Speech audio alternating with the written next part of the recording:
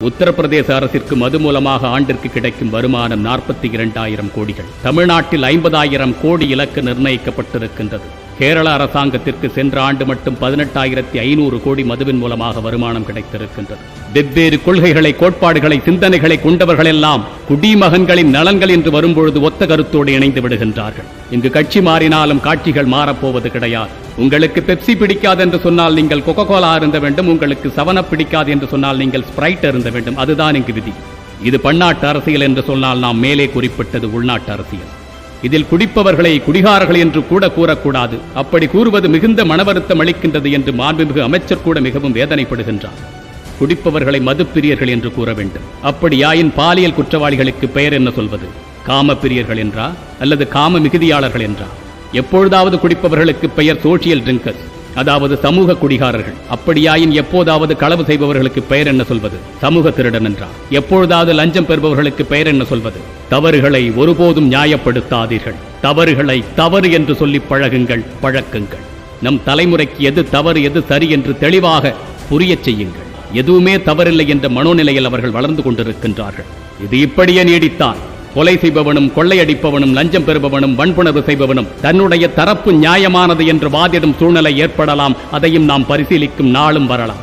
அறமற்ற செயல்கள் ஒருபோதும் அறமாக ஆகிவிடாது. அறத்தை நம் பிள்ளைகளுக்கு சொல்லிக் கொடுங்கள். ஒவ்வொரு செயலிலும் அறம் இருக்கிறது என்று அவர்களுக்கு சிந்திக்க சொல்லிக் கொடுங்கள்.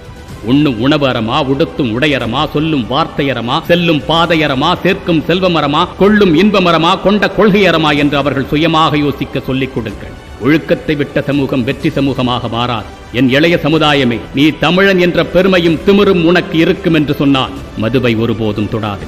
நீ வள்ளுவனையும் நம் தமிழர் வாழ்வியலையும் நேசிப்பவனாக இருந்தால் மதுவை மனதாலும் நினைக்காது. தமிழர் மாண்பிற்கு எதிரானது மது. மதுவை தொட்டவன் தான் தமிழன் என்று சொல்லிக் கொள்வதற்கு தகுதி இழந்தவனாகின்றான். சுய ஒழுக்கத்தின் முதல் படியே மதுவற்றி இருப்பதுதான். சினிமாவில் உங்கள் நாயகர்கள் நடிப்பிற்காக வண்ண வண்ண நிறங்களில் தண்ணீரை குடித்து மது போன்று காட்டி நடிக்கின்றார்கள். அதை பார்த்து சிலிர்த்து போன நீங்கள் உண்மையான விஷத்தை குடித்து உங்கள் வாழ்க்கையை அழித்துக் கொள்ளுகின்றீர்கள். மதுவும் புகையும் போதையும் கெத்து என்று நினைக்காது. அது உன்னை வெத்தாக மாற்றிவிடும். அது ஆண்மையின் அடையாளம் அல்ல.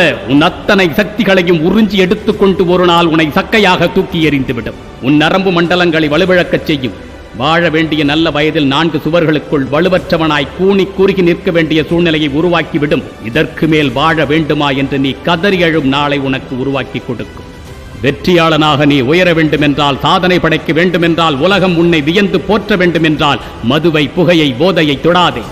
நீ வெற்றி பெற்றால்தான் இந்த உலகம் உன்னை நோக்கும். மது, புகை, போதையில் மயங்கி கிடந்தால் மக்கும் மக்கா குப்பையில் உன்னை சேர்க்கும். சிந்திப்போம். மற்றொரு பதிவில் சந்திப்போம். தமிழனாய் பிறந்தேன் என்ற பெருமையுடன் விஜய் சீதாராமன்.